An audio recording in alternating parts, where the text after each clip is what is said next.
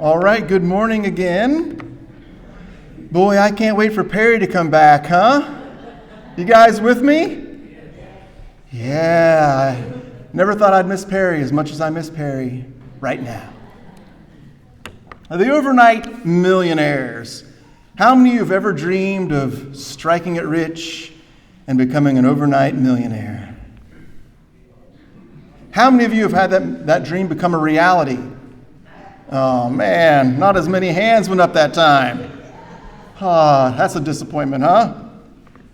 In my hometown, we had some overnight millionaires.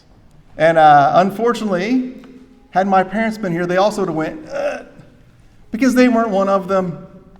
We had oil companies come through, and they come through my hometown multiple times over the decades, and they're always looking for natural gas or oil deposits or fracking, and fracking was like the latest thing. I remember when I was a little kid, Texas Oil came, and they thought there might have been oil on our property. And my parents were pretty excited about it because we grew up fairly poor, and it sure would have been nice to have a little extra income flowing our way. But it turned out they found the deposit in our neighbor's property, literally about 30 feet away from our house or from our property line.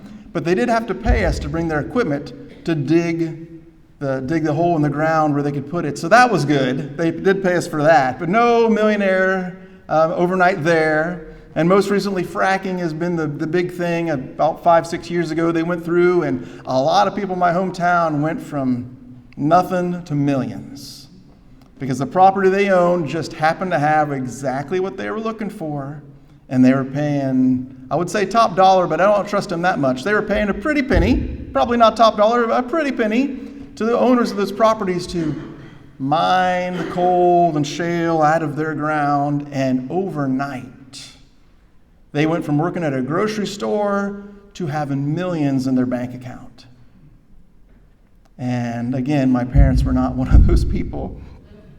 Some people got really clever, though. They said, okay, well, I don't have any of that on my land, but what I do have is land. I mean, I have all these oil workers coming in, and they need a place to stay. And so some of them bought a bunch of mobile homes and stationed them and built power and brought power to them and septic tanks. They have a place to use the bathroom and shower. And they made, not millions, but they made thousands and thousands, hundreds of thousands, some of them, from just renting out places to stay. Again, my parents didn't do that either. I don't know what they were thinking. What do you do with wealth? What do you do when you have a really good year?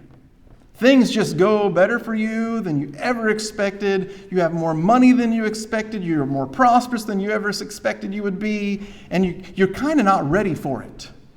Right? You've never really planned for it because you never thought you would have it. What are you planning? You're planning for a dream. But sometimes, obviously not with us today because no one's hands went up, but sometimes dreams come true. Sometimes you are hit with a blessing that you didn't expect. And we wonder, what are we supposed to do with what God gave us? And you may have guessed it by now, we're in parables. And this parable is about bigger, better barns. You guys ready to dig into this one? That was the worst response I've ever heard in my entire life. This isn't a funeral, folks. Are you guys ready to dig into this story, this parable from Jesus? Yes. That was way better. Not convincing, but better. Someone in the crowd said to him, this is Jesus, "Teacher, tell my brother to divide the inheritance with me." Now, we glanced at this parable a few weeks ago, but we didn't really dig into it very much, and so I want to spend a little bit of time looking at this parable. Jesus is teaching, and he's teaching his disciples, and there's lots of people listening in, and someone says, "You know what, Jesus, tell my brother," I imagine his brother is there. It'd been nice if his brother had been there. "Tell my brother here to split the inheritance with me, to divide inheritance with me." And Jesus replies, "Man, who appointed me judge or arbiter between you?" The reason Jesus says that is because they actually did have judges and arbiters who could decide such things. And guess what? Jesus was not one of them. So why are you coming to me with your request? You already have proper channels to go to. Go to them. I'm not the right place to come for this sort of thing. Then he said to them, everyone else, and I find this very interesting what he does. He says, watch out, be on your guard against all kinds of greed. Life does not consist in an abundance of possessions. Now, why does Jesus say this when you have a brother who is suffering an injustice and needs his inheritance? Why does Jesus say this? And my answer is simple. The brother was not suffering and was not suffering a great injustice. The brother was fine. He just wanted more. And I can relate to that. Can you relate to that? How many of you, you're fine? Raise your hand if you're fine. You're fine. You have food. You have a place to stay. You have people that love you. You're fine. But you want more. Always wanting more. I relate to that. I'm fine. But I'd be finer if I had just a little bit more. Tell my brother here to split with me, but he doesn't have to split with me. He doesn't have to. But tell him to anyway. Because I want more. And I'd be happier if I had more. So he says to the crowd, watch out, be on your guard against all kinds of greed. Life does not consist in an abundance of possessions. I'm surprised Jesus wasn't preaching this in America. Your life does not consist in how much stuff you have. Do you have what you need? Then you have enough. Right? Lord's Prayer. Lord, give us this day our year's worth of bread. No, just give me my daily bread. If I have enough for today, I have enough. Life does not consist in the abundance of possessions. And he told them this parable. The ground of a certain rich man yielded an abundant harvest. This is what made me think of the fracking. I'm not asking for your political opinions on fracking, okay? I don't want to hear your political opinions on fracking. What I want you to understand is a lot of people ran into some wealth just like this guy. They're just sitting around, farming their land, working at a store, working for the county, and then out of nowhere came an oil company and gave him millions, right? The ground of a certain rich man yielded an abundant harvest. It was something this certain man, this guy, he wasn't expecting it. This had never happened to him before, where he planted and he just got so much harvest. It was astounding. It was amazing what God had done in his field. And he starts to do what all of us do. Right? I've asked this question before, and you wonder about what would I do if I won the lottery? And you start, wow, what would I do? And your mind, your imagination starts to go wild, and then reality hits you, and you're like, I'll never do any of that. Right? The ground has a certain rich man, and it yielded him this abundant harvest. He thought to himself, what shall I do? I have no place to store my crops. This is how we know it's never happened to him before. Because he has no place to put all of his crops. If it happened to him before, he would have already built something, a place to put all of his crops. But this has never happened. This is amazing. And he asks himself, what am I supposed to do? And my question to him is, why are you wondering what you're supposed to do? Why is that a question he asks? Why does he say, what am I supposed to do? Remember his answer, I have no place to store my crops. Why are you wondering where to store your crops? And you might be wondering, Rob, why are you asking this question? Just keep reading the parable, but I refuse. Guess what I'm going to do? Lana, what am I going to do? I'm going to go to the Old Testament. You're correct. Deuteronomy chapter 14. I can't believe you got that one. That was amazing how you're just Johnny on the spot right there. Deuteronomy chapter 14. At the end of every 3 years, bring all the tithes of that year's produce and store it in your towns, so that the Levites and the foreigners and the fatherless and the widows who live in your towns may come and eat and be satisfied. So why is he wondering what to do with his crops? He already knows what to do with his crops, the abundance of his crops. He's supposed to take it somewhere so people who don't have crops can have something to eat. He already knows what to do as a faithful Jew. As faithful Jews are listening to this parable, they should have been saying the same thing to themselves. Why doesn't he know what to do? And when we as Christians find ourselves blessed in certain ways, why do we wonder what to do?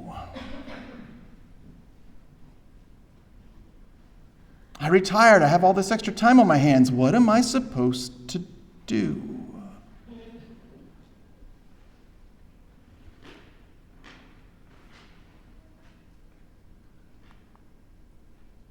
Deuteronomy 15.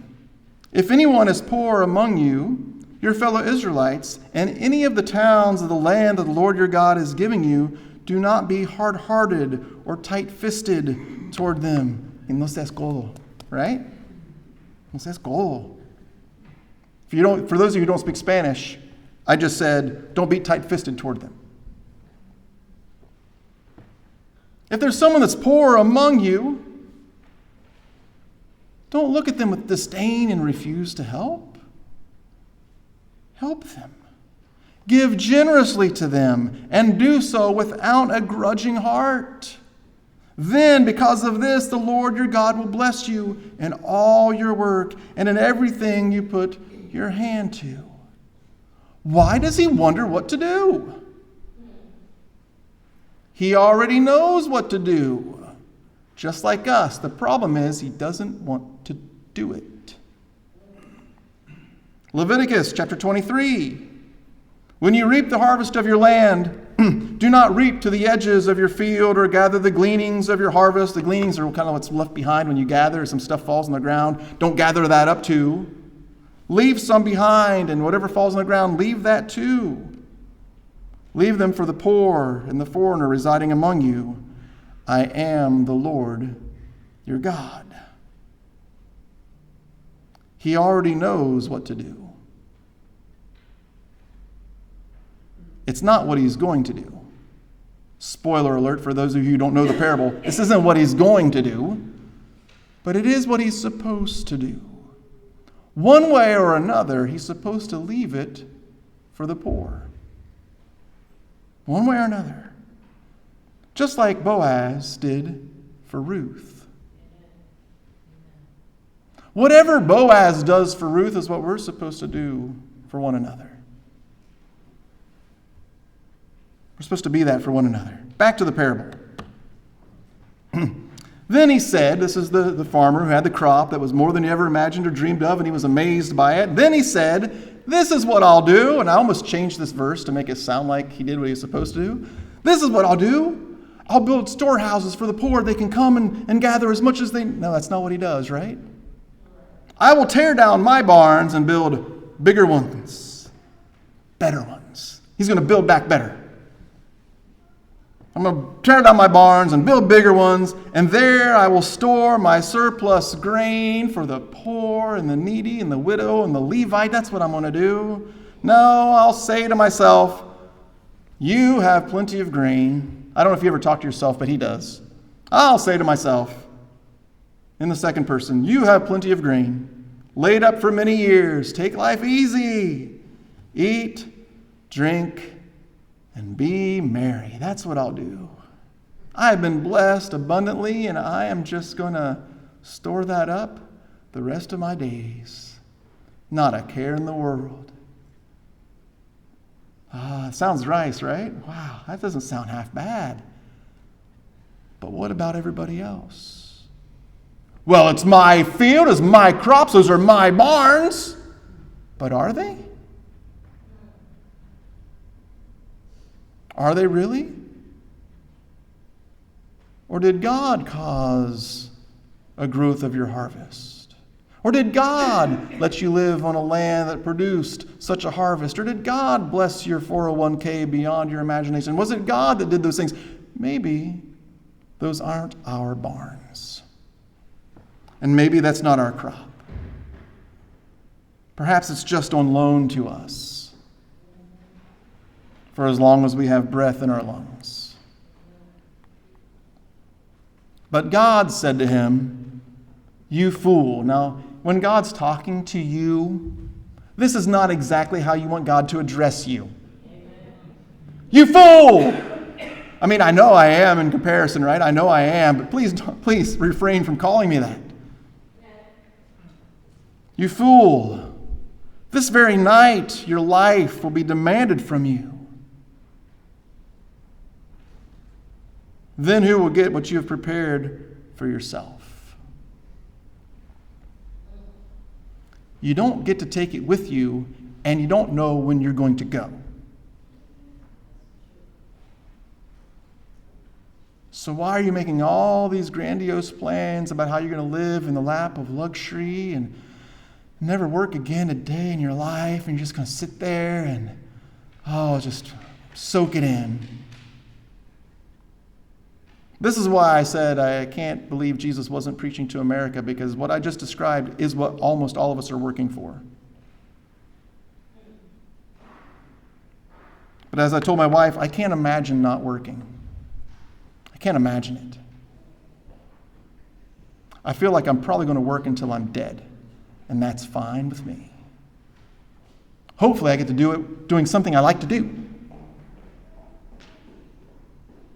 But God says to him, this is a very foolish decision you're making. Only thinking about yourself, not thinking about your community. And we have a very serious problem in America. We very rarely think about community. We almost always and only think about self. That's our culture. It's our background. It's who we are. It's the fabric of our American existence is rugged, I said this last week, rugged individualism. It's all about me. I'm an individual and what I want and what I need and my concerns and my future. We very rarely think about everyone else. And Jesus says in the parable, God says to this man who's just like me sometimes, that's not very smart, Rob. That's not smart at all. What if you die tonight and you helped no one? What then? What then? This is how it will be with whoever stores up things for themselves, but is not rich toward God.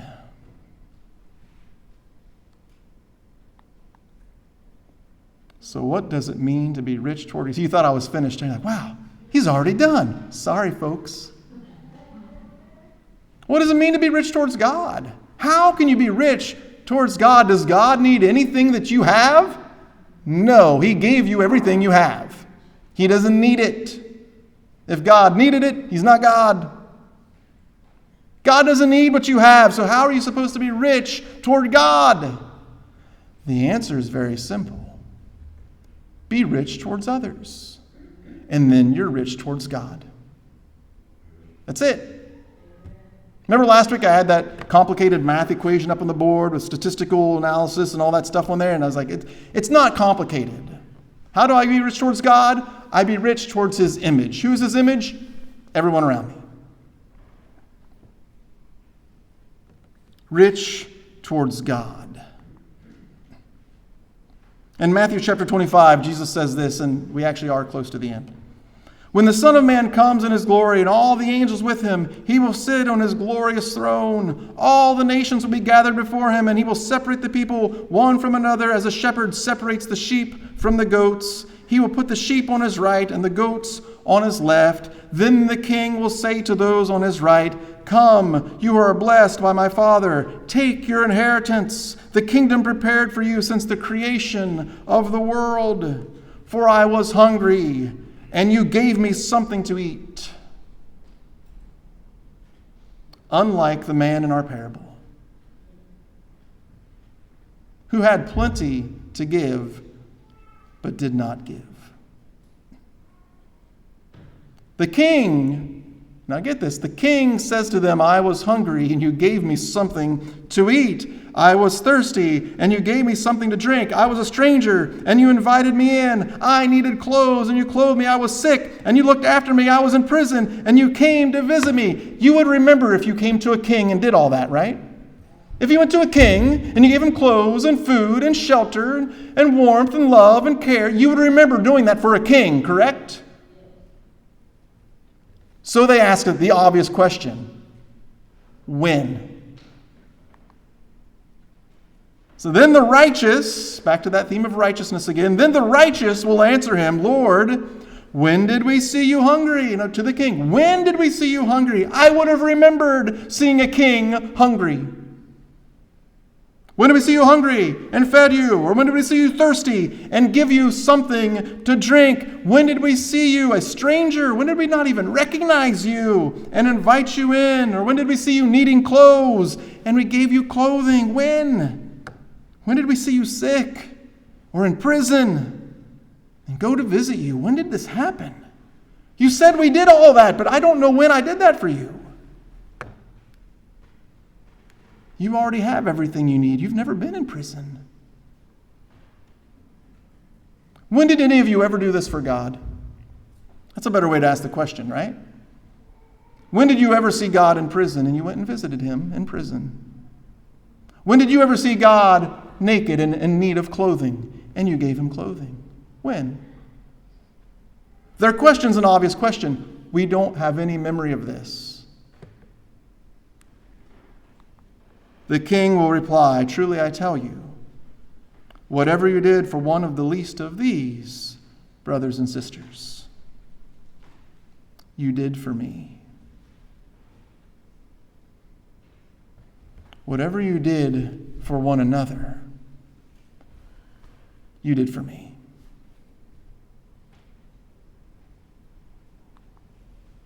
Then he will say to those on his left, depart from me. You are accursed into the eternal fire prepared for the devil and his angels, for I was hungry, and you gave me nothing to eat. I was thirsty, and you gave me nothing to drink.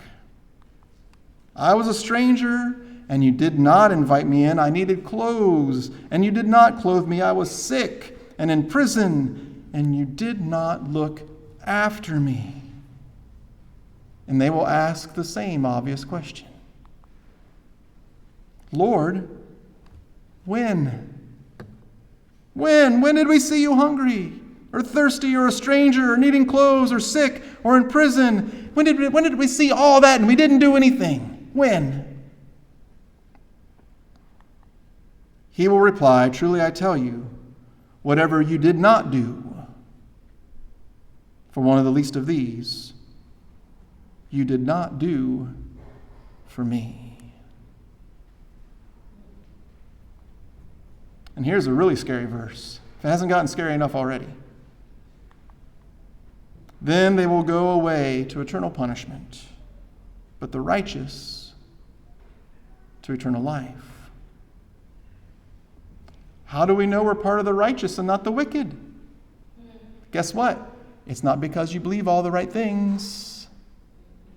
Every single thing listed was based on what we do, not what we think. Again, not complicated. Very simple. I feel like you could summarize this whole parable with a verse. Love the Lord your God with all your heart, soul, mind, and strength. And the second is like it. Love your neighbor as yourself. I took the liberty of making a little judgment call here. I hope you don't mind, but I did notice that all of you are clothed. None of you came in naked. Why? Because you love yourself. Some of you might be getting a little bit hungry at this point, but it's not because you don't have food. It's just because our schedule tells us to be hungry right now. y'all look pretty well fed to me. No offense. Because we love ourselves. And God says, just love each other the same way. It's really all you have to do. Just love each other the same way that you love yourself. And when you do that, you're loving God. Because the very image of God is in the neighbor that you're loving. It's not complicated. The question is, will we be like the person in the parable? Will we build better barns? Or will we be rich towards God? It's not complicated at all. Pretty simple. But will we do it? That's the question. We're going to sing one more song. I'm going to shut this camera off first, but we'll sing one more song.